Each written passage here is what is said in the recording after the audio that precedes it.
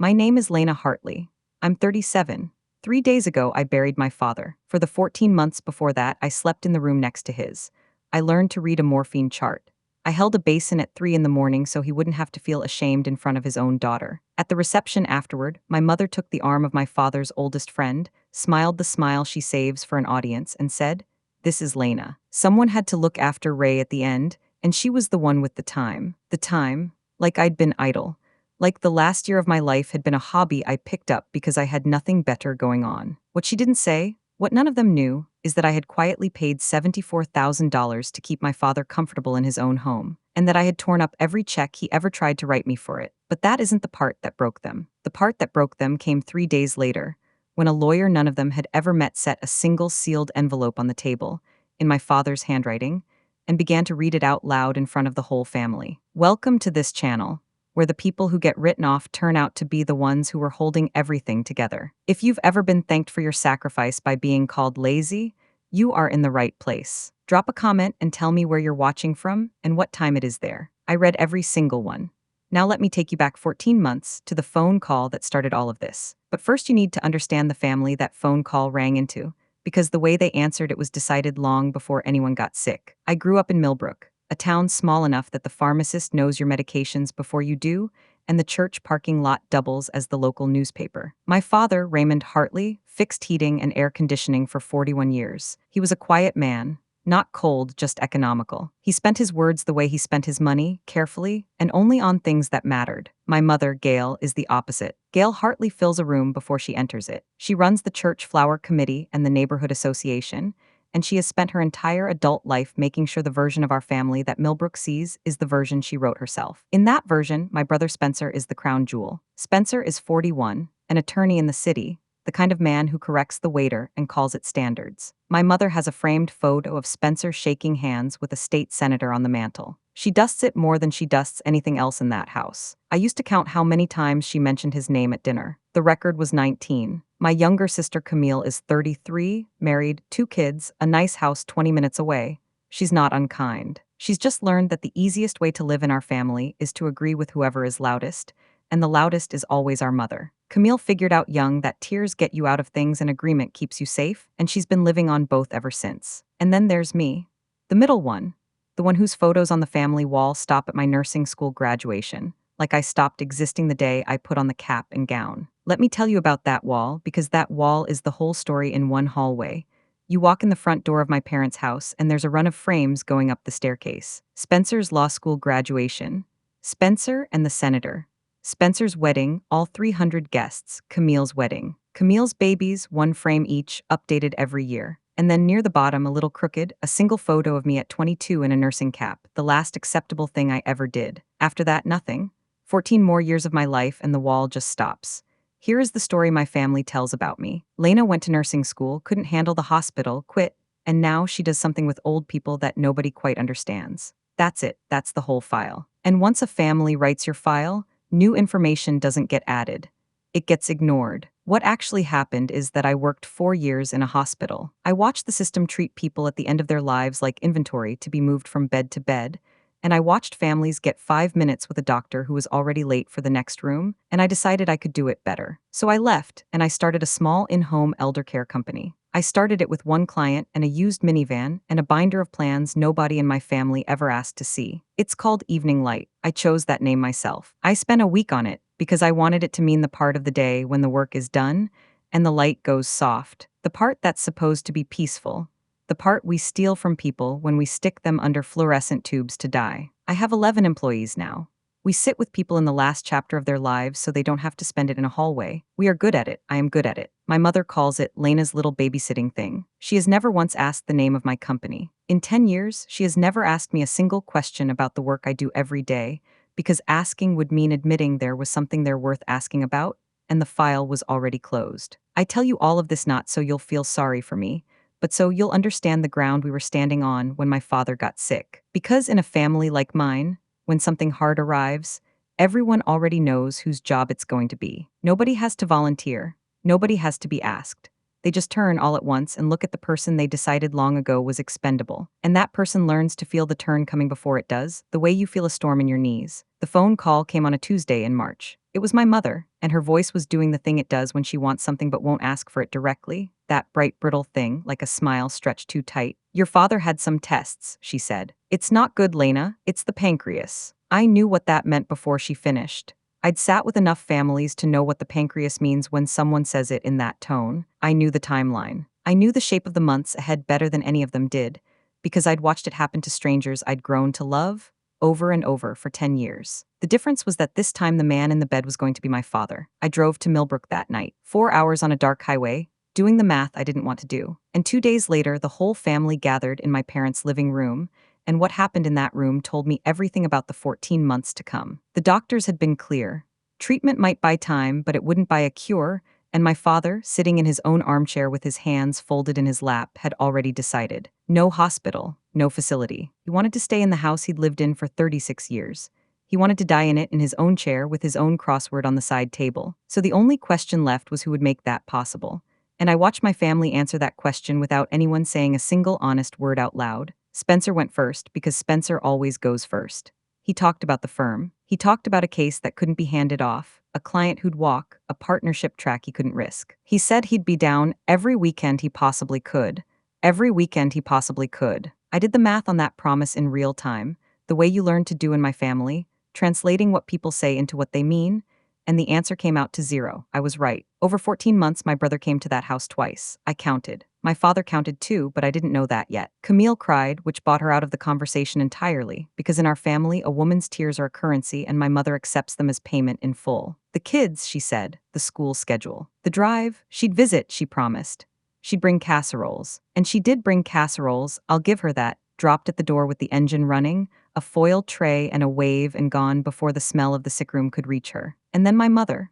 My mother pressed a tissue to the corner of her eye, dry-eyed underneath it, and she said the thing that decided my next 14 months. I just can't watch him decline. You don't know what it does to a wife to see the man she married disappear like that. It would destroy me, I wouldn't survive it. And then she turned and looked at me, and so did everyone else. 4 faces turning at once, the storm finally arriving. And Spencer said it for all of them, the sentence that became the title of my whole year. Someone has to look after Ray, and Lena's got the time. There it was, the time. Like the company I'd built, the 11 people whose paychecks I signed, the life I had made with my own 2 hands, none of it was real. Just time. Empty, idle time, sitting around waiting to be filled by the family's convenience. I want to tell you that I pushed back. I want to tell you I stood up in that living room and listed everything I'd built and made them look at it. I didn't, I said yes. Of course I said yes. Not because I owed them anything. Because of the man in the armchair. Because years ago, when I was at the lowest point of my adult life, when something had happened that I have never told this family, and never will, my father drove 4 hours through a snowstorm to fix a furnace I hadn't even called him about. He just knew. He sat in my cold apartment until it was warm, and he didn't ask me a single question about why I was sitting in the dark. And when he left, he squeezed my shoulder once and said, "It's fixed now." 3 words. And he meant the furnace and he meant me, and that was the most anyone in my family had ever said to me. So when they turned and looked at me, I said yes, for him. Never for them. I moved into the spare room the following week. And I need to tell you what looking after Ray actually meant. Day to day, because the gentle little phrase my family used made it sound like sitting on a porch, holding a frail hand in the sun. It meant scaling evening light back to part-time and handing the daily running to my staff, which meant trusting people I'd trained while I bled clients I'd spent years earning. 2 of my biggest contracts went elsewhere that first season, because the families wanted me, not a substitute, and I couldn't be in 2 places. I never told my mother that. She'd have said it proved her point. It meant learning my own father's body in a way no daughter is built to. The pills, the patches, the schedule that doesn't care whether it's noon or 4 in the morning. The chart I kept on the back of the bedroom door, my own handwriting tracking the slow arithmetic of his decline. It meant a hospital bed where their marriage bed used to be. An oxygen concentrator that hummed day and night. A low mechanical breathing under everything, until I genuinely stopped hearing it, and then couldn't sleep the first night after he was gone because the silence was so loud. It meant private aids for the hours I physically could not stay awake, because I absolutely refused, to let my father lie in his own bed needing help and have no one come. There was a woman named Rosa who took the overnight 3 times a week. A brilliant, gentle aide I'd worked with for years, and I paid her out of my own pocket because the family budget my mother controlled never seemed to have room for it. Rosa is the one who taught me, years before, that the most important thing you can do for a dying person isn't medical. It's to never let them feel like a burden. I thought about that every single day in that house. And there was a routine we built together, he and I, in those months that I didn't understand the importance of until it was the only thing I had left of it. Every evening, after the worst of the day was behind us, after the pills and the pain had settled into something he could rest inside of, I would bring in the newspaper and prop him up against the pillows, and we would do the crossword. Together. He had done the evening crossword alone for 50 years. It was his, the way some men have a chair or a pipe, but by then his hands shook too badly to hold the pen and make the letters come out right, and it embarrassed him, so we found a way around the embarrassment. He would say the letters out loud, and I would write them into the little squares. 7 down, 5 letters, a kind of waiting bird. He always knew the birds. I never did. I'd get the new clues, the singers and the films, and he'd squint and say, "That one's yours, that one's all yours," and pass it to me like he was handing a tool across a workbench, the way he must have handed his apprentices wrenches for 40 years. That crossword was where we actually talked, not about the dying. We almost never talked about the dying.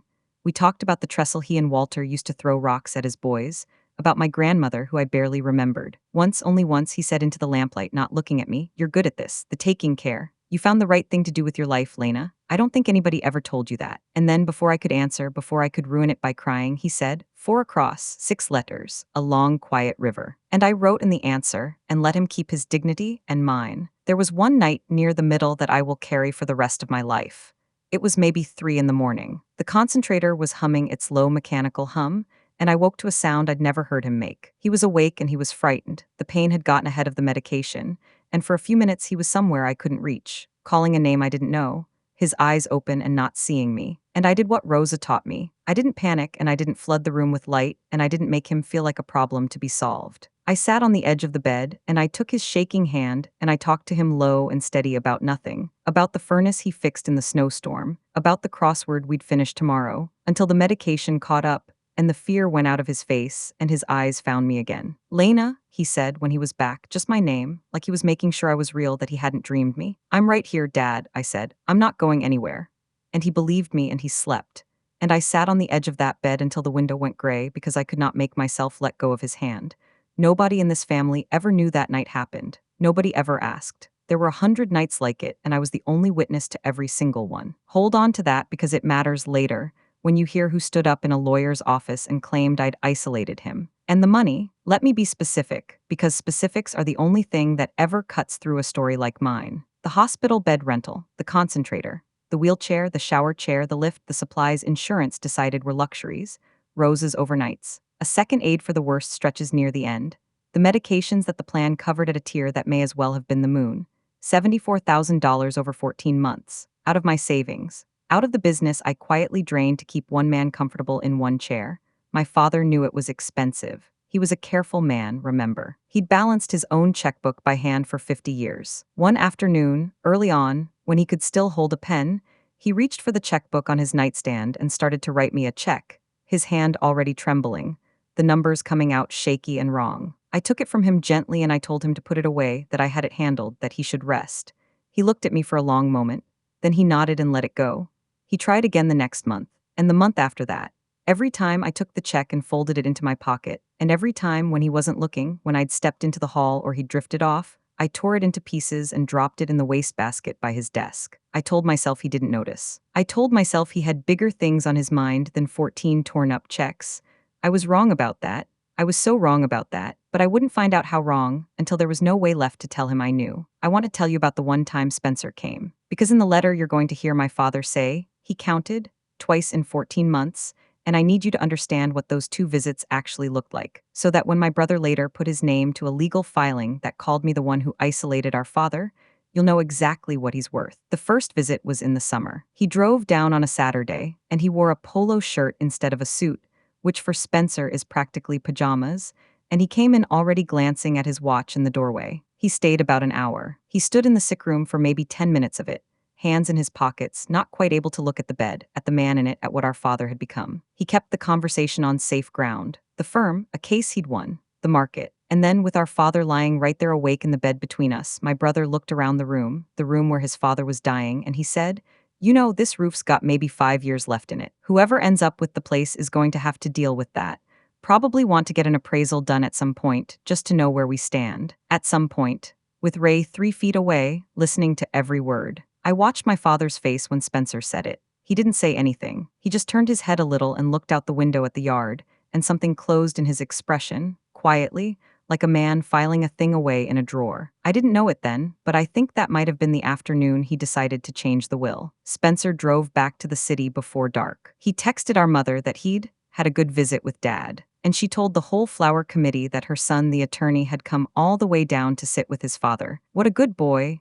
And that became the story. And the story was all anyone in Millbrook ever heard. The second visit was 3 days before the end, when Ray was no longer conscious, and Spencer stood in the doorway for 4 minutes and didn't come in. I counted those minutes too.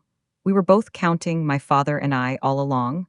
We just never said it out loud. He kept his count in a letter. I kept mine in the dark. I'm going to pause right here for just a second, because if you have ever been the one the family volunteered for the hard job and then quietly forgot about, I already know exactly what you're feeling, because I felt it for 14 months. Stay with me. What my father did at the very end is the entire reason I'm telling you any of this. And the moment that lawyer opened the sealed envelope is coming. If this is already hitting somewhere real, do me a favor and hit subscribe right now, because you are going to want to be in the room for what happens next.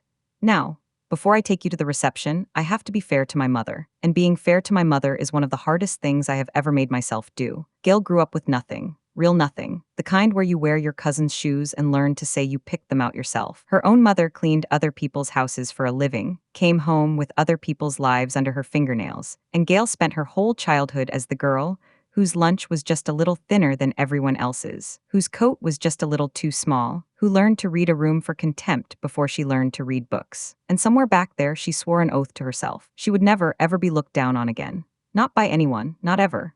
So she built a life out of appearances, brick by careful brick. She married a steady man, my father, and I think she was quietly disappointed for 40 years that steady was all he would ever be, that he fixed furnaces instead of climbing, that he was content in a way she could never let herself be. She poured everything she had into making sure her family looked successful, looked respectable, looked like winners. Because to Gail, being seen as less than was not embarrassment, it was death. It was the lunchroom all over again. And Spencer, with his suits and his senator on the mantle, was her proof, her receipt. See, I clawed my way up out of nothing, and I raised one who'll never go back down. He was the answer she gave to a question a cruel world had asked her 60 years ago. I understand all of that. I have turned it over 1,000 times in the dark of that spare room. It explains everything about why she is the way she is. Why she needed me to be small so the family could look tall. Why my actual life was a threat to the story, and the story was the only thing that ever made her feel safe. It's not an excuse, it's just the shape of her. And by the time my father died, I had finally stopped waiting for the shape to change. The funeral was on a Saturday. My mother planned it like a wedding. The right flowers, the right hymns, the right caterer for the reception afterward at the house. She wore black that had obviously been bought new for the occasion, fitted, expensive, and she stood at the door of the funeral home receiving condolences like a hostess at a gala, and I watched her choose, guest by guest, which exact version of grief to perform for each one. While she did that, I spent the morning doing the things nobody else would do, the way I had for 14 months. I dressed my father's body before the funeral home came for him, because I could not stand the thought of a stranger being the last hands to touch him. I found his good watch, the one he wore to church, and I made sure it was on his wrist. I combed his hair the way he liked it. Small things. The things that never get noticed precisely because they're done right, the invisible labor that holds a family together while the family takes credit for the holding. The reception filled the house. Half of Millbrook came through those doors, balancing little plates, murmuring the things people murmur. And my mother worked that room the way she works every room, introducing each relative with a title pinned to them like a ribbon. This is my son Spencer. He's an attorney in the city. This is my daughter Camille. Her husband's in commercial real estate. This is my brother Dale. 31 years at the bank, just retired. Title, rank, reason to be respected. One after another. She came to me last, and only because she had to. Because Walter Boyd, my father's oldest friend, the man who'd known Ray since they were boys throwing rocks at the train trestle, asked me directly, the way old men do with his whole attention. "Lena," he said, taking my hand in both of his. "I haven't laid eyes on you in years. What are you up to these days, sweetheart?" And before I could open my mouth, my mother answered for me. The way she always has. She slid her hand onto Walter's arm, and she put on the public smile, the funeral version, soft and brave, and she said, "Oh, Lena's between things right now. Someone had to look after Ray at the end, and she was the one with the time. We're all just so grateful she could step in when we needed her." Step in? like I'd covered a shift at a diner. Like the 14 months I had just lived, the nights, the chart on the door, the $74,000 were a favor I'd done the family in a slow season because I had nothing better going on. I want you to understand that I did not make a scene. I have learned, the hard way, over a lifetime, that in my family making a scene is the one unforgivable sin, the thing they will talk about for years specifically, so they never have to talk about the thing that caused it. So I did not raise my voice. I did not correct her. I picked up my water glass, I took one slow sip, and I set it back down on the napkin. That was all. That was the entire size of my rebellion, and even that I kept inside. But across the room, in a chair by the window, my Aunt Vivian was watching. Vivian is my father's younger sister, 71 years old, sharp as a tack, and the one single relative who has never for 1 second been fooled by my mother. She didn't say anything either. She just looked at Gail, and then she looked at me, and her mouth went into a thin, flat, level line that I knew, from a lifetime of knowing her, meant she was filing every word of it away in a place it would not be forgotten. And then Spencer did the thing that turned a merely terrible day into the day that everything changed. He'd had 2 glasses of wine. He was standing in the dining room with a knot of cousins, and his voice was doing the thing his voice does when he wants a room to hear him, pitched just a little too loud, the courtroom voice. "We're still figuring out the house," he said, swirling his glass. "Probably listed in the spring, market picks up then. As executor, I just want to make sure we maximize the estate, do it right, fair to everyone, as executor." He said it like it was already carved in stone, like the house my father had lived in for 36 years, the house I had just spent 14 months and $74,000 making it possible for him to die inside of, was a line item Spencer would optimize for the family's return. In my pocket, my fingers closed around my father's house key. It hangs on a worn leather fob, soft and dark, the leather molded from 40 years in his hand. He'd given it to me the week I moved in. He'd pressed it into my palm with both of his and said, "So you never have to wait on the porch." I had carried it every day since, and my mother had already asked me twice, in that gentle voice, when exactly I'd be handing it back. I didn't say anything to Spencer. I didn't say anything to anyone. I just held that key in my pocket and let my brother talk about the spring market, because 3 days earlier, before the funeral, a woman named Lena Hartley had called my phone, and what she said had given me something I had never once possessed in this family: the ability to wait. But before that call, there was a night. The night after my father died, and I have to take you back to it, because it changed the way I understood every single thing that came before. The house was finally, completely empty. The funeral home had taken him in the early evening. My mother had gone to bed with one of her pills the moment she got home, retreating into chemical sleep the way she retreated from anything that asked something real of her, and I couldn't sleep. The concentrator wasn't humming anymore. The silence where its sound used to be was unbearable.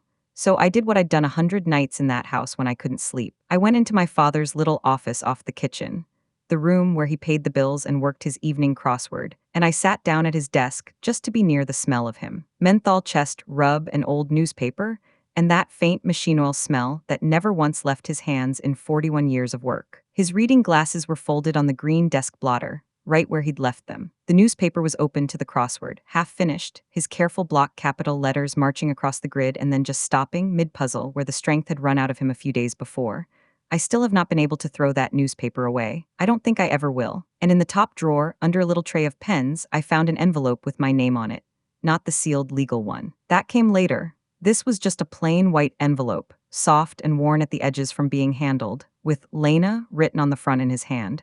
I opened it. Inside were the checks. Every single check he had ever tried to write me. All 14 of them.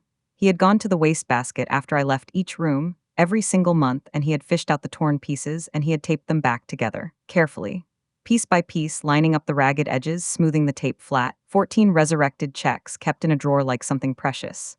And clipped to the top one was an invoice from Rose's agency, with a figure circled in his shaky hand and 4 words written in the margin beside it. "She thinks I don't know." I sat in that chair in the dark, and I cried the way you cry when you finally understand that someone saw you. The whole time, he knew. He knew exactly what I was spending, and exactly what I was hiding, and exactly why I was hiding it, and he never said one word, because he understood something it took me until that moment to understand. That letting me give it to him freely, letting me believe I was getting away with it, was the very last gift he had left to give me. He protected my pride the way I'd been trying to protect his. We'd been doing the same loving thing to each other for 14 months in total silence. People expect this part of the story to be the part about rage. They expect me to tell you I sat in that chair and started to plot, started to plan how I'd make them all pay. That is not what happened. What I felt was the exact opposite of rage. It was clarity. cold and clean, like stepping out of a stuffy house into winter air. My entire life I had wondered whether anyone in this family actually saw me, the real me, and now I had the answer taped together in my two hands. One person had, exactly one, and he was gone. And somehow, sitting in his chair with his glasses and his unfinished crossword and 14 taped-up checks, that was enough. It was more than enough. It was everything. So when my mother started asking for the key again, and Spencer started calling himself executor, and the whole family slid comfortably back into the old story, where I was the one with nothing but time, I didn't argue and I didn't correct them, and I didn't defend myself, because I already knew what they didn't. Before the funeral, Lena Hartley had called, introduced herself as my father's attorney, and asked the entire family to gather at her office that Wednesday for the reading of the will. And she had asked me one more thing, quietly, almost warmly, at the end of the call. She had asked me specifically to be certain I came. If you have ever had to sit silent and let people believe a lie about you, because you absolutely knew, that the truth was already on its way, then you understand the strange calm I carried into that lawyer's office on Wednesday morning. And if you want to see exactly how that calm paid off, this is your moment to hit subscribe, because everything I've told you so far has been walking, step by quiet step, straight toward the next 10 minutes. Lena Hartley's office was nothing like what Spencer expected, and I watched him recalibrate the second he walked through the door. He came in like he owned the building, in a suit that cost more than my father's first 3 cars combined, and he took the chair at the head of the small conference table without being offered it, because in Spencer's world the head of the table is simply where he sits. My mother settled in at his right hand, the queen beside the prince. Camille next to her, already dabbing her eyes preemptively. My Uncle Dale came too, Gail's brother, the retired banker, there to support his sister and I suspected to keep an eye on the money. And Aunt Vivian took the chair beside me on the far side of the table, the two of us together the way we always seem to end up, and she reached over and gave my knee one firm, steadying pat under the table. Lena Hartley was maybe 60. Silver hair in a neat bob, a charcoal blazer, half glasses on a chain. She had a thick folder squared up in front of her, and a way of looking at a person over those glasses that made you feel she'd already read your bank statements and formed an opinion. She thanked us all for coming. She offered her condolences, and unlike most of the condolences I'd heard that week, hers sounded like she meant them. And then she opened the folder. "Before I begin," she said, "I want to note something for everyone present. Raymond updated this will 8 months ago.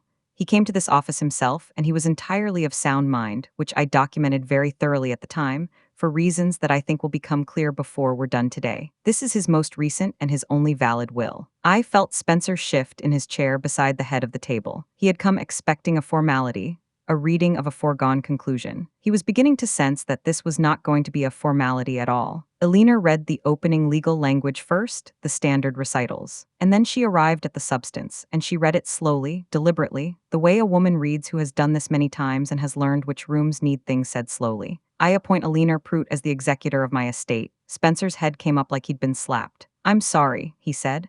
"There's been a mistake. There must be an older version of this. I'm the executor. My father and I discussed it. It was understood." "This is the most recent version, Mr. Hartley," Lena said, perfectly level, not unkind. "Your father was very specific on this point. May I continue?" He didn't answer. His jaw worked. She took the silence as permission and continued. "To my daughter Lena, I leave my house and the land it sits on, in full, free and clear, with no encumbrance and no obligation to any other party." The room went silent. The kind of silence that has actual weight that presses on your eardrums. My mother broke it. A small, sharp, involuntary inhale. That can't be right. That house is the family home. It belongs to all of us, it's supposed to. It belonged to Raymond, Lena said, gently but without an inch of give. It was his to leave, and he was extremely specific about leaving it to Lena. "May I continue?" She continued. "My father's life insurance policy, a modest one, nothing extravagant, was to be used first for one single purpose before anything else, in his own words, which she now read aloud directly from the document. It has come to my attention," Lena read, "that my daughter Lena spent a great deal of her own money, approximately $74,000, to keep me comfortable and in my own home during my final illness, and that she tore up every check I tried to give her, because she didn't want me to worry about it. She thought I didn't know. I knew. So I am going to do it this way instead, where she cannot stop me. The first $74,000 of my life insurance is to be paid directly to Lena to make her whole. The remainder is to be divided equally among my 3 children, but only after my girl has been paid back every last cent." I heard Camille start to cry. And I want to be clear, this was not the performance cry, the currency cry. This was the real thing, ugly and broken and surprised, the kind you can't fake and can't stop. I had learned the difference between my family's two kinds of tears before I learned to ride a bike. And then Lena Prout reached back into the folder and drew out a second envelope, sealed, with my father's handwriting across the front of it. She turned it so we could see. It read, to be read aloud to my family. All of them, after the will. Raymond asked me to read this to all of you, Alina said quietly. Out loud, so that's what I'm going to do. She slid a letter opener under the flap. And in that lawyer's careful, even unhurried voice, my father spoke to his family one last time. If you're hearing this, then I'm gone, and you're all sitting in a room together, which is rarer than it ought to be, and that's partly my fault for never making you. So I'm going to say the things I never could manage to say at a dinner table without your mother changing the subject before I got to the end. I want to start by saying I'm not angry. I made my peace a long time ago with the fact that people are who they are, and that includes me. I wasn't a talker, I should have said more while I had the breath for it, so I'm saying it now on paper where it can't get interrupted. I know exactly who I am, and I know exactly what each one of you did when I got sick. I watched all of it from that chair. Spencer, you're the one your mother is proudest of, and I understand why. You're sharp, you're successful, and you never needed a thing from me, which I think a father is supposed to feel proud of too, and mostly I did. You came to see me twice in 14 months, son. I counted. I'm not saying that to wound you. I'm saying it because you're a man who deals in facts, and that's a fact, and someday when you're quiet enough to hear it, I want you to actually hear it. I left you a third of what's left after your sister is paid back, the very same as Camille. Money was never what I wanted from you anyway. I wanted a Sunday afternoon. You'll understand that better when you're where I am. Camille, you've got a good heart buried under all that worry, I've seen it. Stop letting your mother decide who you're allowed to be close to. Your sister is sitting right there in that room with you. She always was. Go find out who she is before it's too late, the way it's too late for me to fix the rest of this. Gail, 40 years. You gave me a family and a home, and you never once let me see you afraid. Not in 4 decades. And I have come to believe that cost you more than you ever told me, and that the not telling cost you more still. I'm not going to pretend our marriage was what either of us dreamed about when we were young. But you were my wife, and I chose you every day, and I'm choosing you in this letter too, by telling you the truth instead of a comfortable lie. I hope someday you understand that being respected and being loved are 2 different things, and that you spent too much of one good life chasing the first one, because the world taught you the second one wasn't safe. It is. It was. It was right there in that house the whole time. I forgive you for the reception I already know you're going to throw, and for the things I already know you're going to say about Lena while she's in the kitchen washing the dishes nobody thought to thank her for. And Lena, my girl, you thought I didn't know. I knew everything. Every check you tore up and fished out of my wastebasket and thought I never saw. Every night you crept in at 2 and 3 in the morning to check the oxygen and thought I was asleep. I wasn't always asleep. I lay there and listened to you take care of me, and I thanked God for you in the dark, every single time, and I never said it because I was afraid if I said it out loud you'd let me pay, and then I'd have lost the last thing I had to give you, which was the chance to give to me. Every dollar you spent that I know you couldn't afford. Every time you smiled at me so I wouldn't see how tired you were. You gave me my last year on this earth in my own home, in my own chair, with my own crossword on the table beside me. There is no number that pays that back. But 74,000 is the number you spent, so 74,000 is the number you get first, before anyone else gets a dime. And the house is yours, all of it free and clear, because out of everyone I love, you are the only one who ever treated it like a home and not like an asset waiting to be sold in the spring. Don't you dare feel guilty about a single inch of it. That's an order from your father. That's all of it. That's everything I had and couldn't say. Take care of each other. Be kinder than I was brave. And somebody please finish my crossword. Ray. For a long moment after Alina lowered the page, nobody in that room moved or breathed. You could hear the clock on her wall. And then my Aunt Vivian stood up. She put both hands flat on the conference table, and she looked directly at my mother, and she said the thing that closed the door for good. He told me, Gail, months ago, sitting in that chair. He told me everything Lena was doing and everything the rest of you weren't. He told me about the checks. I kept my mouth shut all this time because he asked me to. He said he wanted to handle it himself in his own way when the time came. She looked slowly around the table, at Spencer, at my mother, at Dale. Well, he's handled it. And she sat back down, and she reached over and she took my hand. The fallout came fast, and it came in the exact order I could have predicted in my sleep, because I had watched this family run this same play my entire life. My mother called me that same night.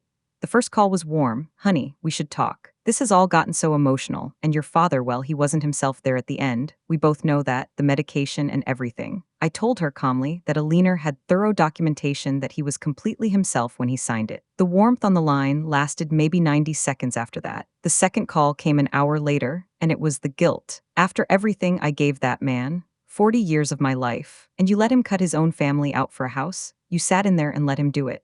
I let her run all the way out. I'd stopped being moved by that particular voice somewhere around the seventh taped-up check. The third call was the rage, and the rage finally said the quiet part out loud. You turned your father against this family. You sat in that house for a year and you poisoned a sick old man against his own son, against me. Do you know what that's called, Lena? That's called undue influence. That's elder abuse. People go to jail for that. And that, right there, is the moment I understood it was not over, because Spencer is an attorney. And Spencer had just been publicly stripped of the executor role he'd assumed was his birthright in front of his mother and his uncle, by his dead father's own handwriting. A man like my brother does not sit quietly with a humiliation like that. A man like my brother does the thing my mother had just announced he would do. He files. Uncle Dale called the next day, the reasonable man call, the banker's call. Lena, nobody wants a fight, but you have to see how this looks. A year alone with him, and suddenly the will changes. Even you have to admit it looks a certain way. I told Dale that the will had changed 8 months ago, not on his deathbed, and that I hadn't even known about it until Wednesday, and Dale got quiet and said, well, all the same, and changed the subject, which is the closest my mother's side of the family ever comes to admitting they were wrong. Camille was the only call that was different. She called on the third night, and she didn't have an agenda, which was so unfamiliar I almost didn't recognize it. I'm sorry, she said, and then she couldn't say anything else for a while. I knew, Lena, not the money, I didn't know about the money. But I knew you were in there alone doing all of it, and I told myself you were just better at that stuff than me, and that was a lie. I told myself a lie because the lie was easier than driving over. She was crying. Can we talk sometime? Just us. Not about the house. Not about any of it, just us. I told her yes.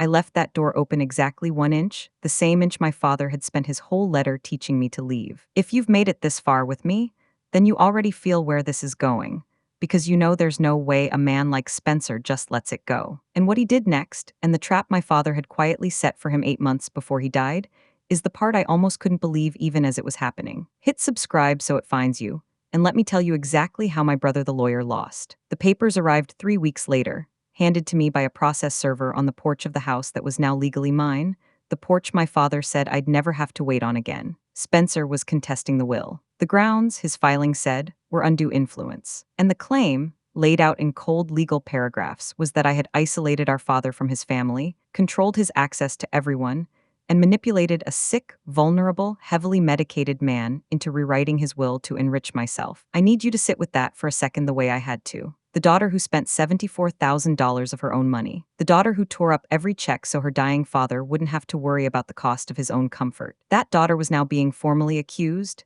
in a court document, of manipulating him for money. My brother had taken the single most loving thing I had ever done in my life and turned it perfectly inside out into a weapon to use against me. Because that is what a certain kind of person does when the truth makes them look small. They do not get smaller and quieter.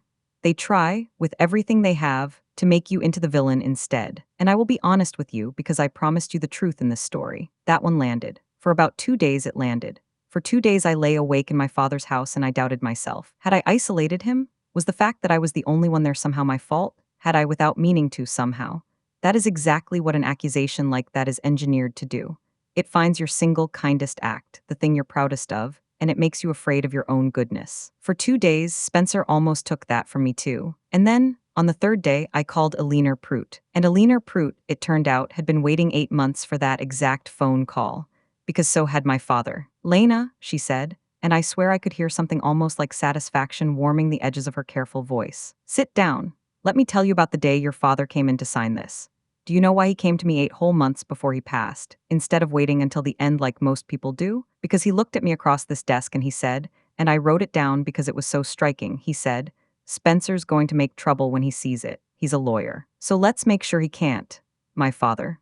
The quiet HVAC man from Millbrook who never went to college, who balanced his checkbook by hand. He had anticipated his attorney son's exact legal strategy 8 months before he died, and then he had quietly, methodically dismantled it in advance. When my father signed that will, Lena told me, she had insisted on 2 things at his full cooperation. First, a letter from his treating physician, dated and signed the very same day, formally attesting that Raymond Hartley was of completely sound mind and full mental capacity, with no cognitive impairment whatsoever from his medication. A doctor's signature on the record on the exact day in question. And second, the thing that ended it before it began. She had recorded video of the signing. 20 minutes of footage.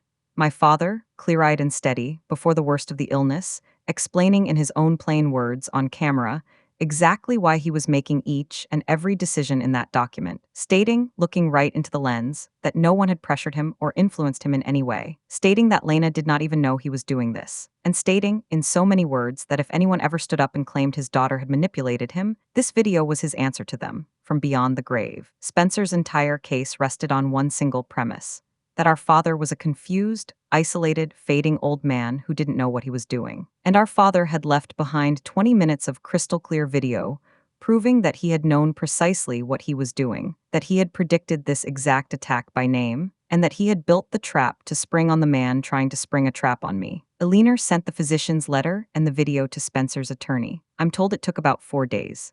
Spencer's own lawyer advised him to withdraw the contest immediately, because it was not just unwinnable, it was the kind of unwinnable that could follow a lawyer's name around. The case was dead before it ever saw the inside of a courtroom. And here is the part of this whole story that I think about more than any other. Spencer never apologized. Not to me. Not for the filing, not for the words in it, not for trying to brand me an abuser of the father I'd buried. He simply let it drop, quietly, the way he lets everything drop that doesn't go his way, and he carried on as though it had never happened at all. But everyone knew. That is the thing about a small family in a small town. Aunt Vivian knew. Camille knew. Elena knew. And slowly, the way these things always travel, person to person, pew to pew, Millbrook knew. The successful attorney's son tried to sue his own caregiver sister out of their dead father's house, accused her of elder abuse, and lost. Because their quiet father, the furnace man, saw it coming from 8 months out and built the wall himself. You cannot unring a bell like that in a town like that. It rings on its own now, long after anyone stops talking about it. A few weeks after Spencer withdrew, I asked my mother to meet me. Not at the house had too much in it for both of us. At a diner on the edge of town, neutral ground, laminated menus, and bottomless coffee and vinyl booths that had been there since before I was born. I did not go there to fight her. I need you to understand that because it's the whole point of what I'd become by then. I went there to say one thing clearly, one single time, and then to stop. Mom, I said once the coffee was poured. I'm not angry anymore. I really need you to hear that part because everything I'm about to say comes from peace, not from anger. I'm not here to punish you. I'm not here to win. I love you. That hasn't changed and it isn't going to. But I have to tell you how it's going to be from here. I will not come to family events where I have to sit and smile and listen to a version of me that isn't true and never was. I'm not the daughter with nothing but time. I never was that. I built a company. I buried my father with my own hands. I did both of those things at the same time, while the rest of you sent casseroles to the door and drove away. So I will always be there for Aunt Vivian. I will always be there for Camille. But I will not sit at a table and play the role of the family's cautionary tale for one more holiday. That's not a punishment, Mom. It's just a decision. It's mine to make, and I've made it. My mother was quiet for a long moment, stirring a coffee she wasn't drinking. And then she reached, the way she always reaches when she's losing, for the one weapon she had left in the drawer. Your father, she said, would be ashamed of you, tearing this family apart over money and a house. And here is the thing. For the first time in my entire life, that sentence had no power over me at all. None, because I had his actual words now. Not my guess at what he'd want, not the version of him my mother had performed for 40 years. His real words in a lawyer's folder in his own hand, read aloud to a room full of witnesses, and they said the precise opposite of what she'd just claimed. I didn't even need to argue it. I just looked at her, and she watched it not land, watched the card she'd played 10,000 times slide off me like water, and something moved behind her face that I had never seen there before. Not anger, something closer to fear. The fear of a woman realizing her last weapon had finally stopped working. I don't think he would, I said quietly. I think he tried to tell you that himself. In the letter, you were in the room. She didn't answer. She looked down into her coffee. And I left enough money on the table for both of us, and I stood up, and I walked out into the parking lot, and I didn't slam the door behind me, because I didn't want one single thing from the people on the other side of it anymore. That, I learned that afternoon in a roadside diner, is what real peace actually feels like. It isn't the other person losing. It's you no longer needing them to. Here is how all of it settled, because I know that by now you need to know. I kept the house. But I didn't sell it, and I didn't simply move into it the way it was. I did the one thing my mother, in 1,000 years of guessing, would never have guessed. I moved Evening Light, my little babysitting thing, into my father's house. I turned it into a small daytime respite home, a place where families who are caring for someone who is dying, families exactly like ours should have been, can bring their person for a few hours of real, gentle, expert care. The kind of care I gave my father in those rooms. His chair is still in the living room. People sit in it now, people in the last evening light of their own lives, and they don't even know whose chair it was, and I think he would like that more than anything else I could possibly have done with the place. There was a woman who came through the respite home a couple of months after we opened. Her name was Dawn, and she was about my age, and she came in one afternoon with her mother, who had maybe a month left, and Dawn had the look. I knew it the second she walked in, because I had worn it for 14 months. The exhaustion that goes past tired into something structural. The flinch of a person who has been doing it all alone. I got her mother settled in my father's chair with a blanket, and I made Dawn a cup of coffee, and I sat her down at the kitchen table, and she started to apologize the way we do for needing a few hours for taking the help. And I told her to stop. I told her the thing I wish someone had told me. You're not taking anything, I said. You're doing the hardest work there is, and the fact that nobody's thanking you for it doesn't make it smaller. It makes it bigger. The people who really see what you're doing might not say it until it's too late to say it to your face. But they see it. Somebody sees it. She cried at my kitchen table, and I let her, and I didn't make her feel like a problem, because Rosa taught me, and my father taught me, and now I get to teach it forward in his house, in his chair, to the next Lena who walks through the door thinking she's invisible. That's what the $74,000 bought in the end. Not a house. Place where the overlooked ones get a cup of coffee and an hour of mercy and somebody who sees them. He would say I'm making too much of it. He'd say, "It's just a chair and some coffee, Lena." And then he'd hand me the clue he knew was mine. The $74,000 was paid back to me, exactly as he wrote it, before anyone else received a cent.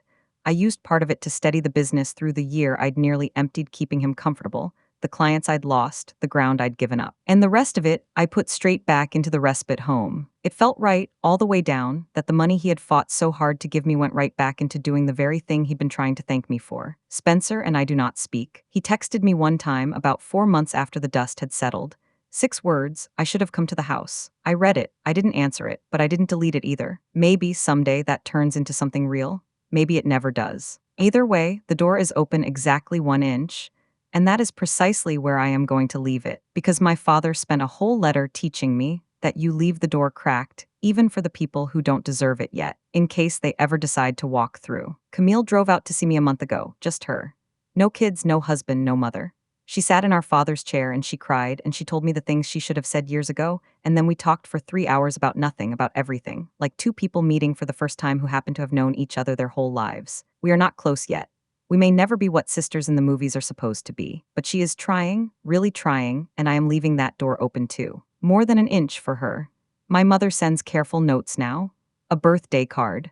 A short text on the anniversary of his death that just said thinking of Ray today. She is testing the distance, mapping where the new lines are, learning a daughter she spent 37 years deciding she already knew. She has never apologized, not once, not in words. And I have stopped expecting the words because I have come to believe that some people can only ever show you they were wrong by slowly changing how they act, and that is a quieter and a slower thing than the word sorry. I'm watching for it. I haven't seen much yet. But every so often, in a note, there's a sentence that costs her something, and I notice. He taught me to notice. Aunt Vivian comes to the respite home every single Sunday.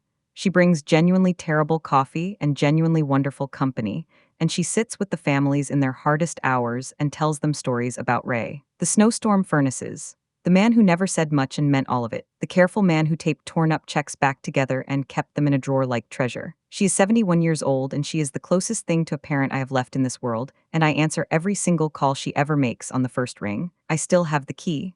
The brass one on the worn leather fob. I don't need it anymore, not really. It's my house now. The locks are mine. I could change them. I never will. But I carry it every single day, the way I have since the week I moved in, because he pressed it into my hand with both of his and said, "So you never have to wait on the porch." And because of him, I never will again. Last week, I finally did the thing he asked for in the very last line of his letter. I sat down in his chair, in his house, with his reading glasses perched on my nose, and I picked up a pen and I finished his crossword. The one that stopped mid-grid where his strength had run out. 14 across, 8 letters, he'd left it empty. The clue was given freely. I sat there for a long, long time before I wrote it in, because I was almost certain he'd left that exact clue for me on purpose, the careful man, planting one last small thing for me to find.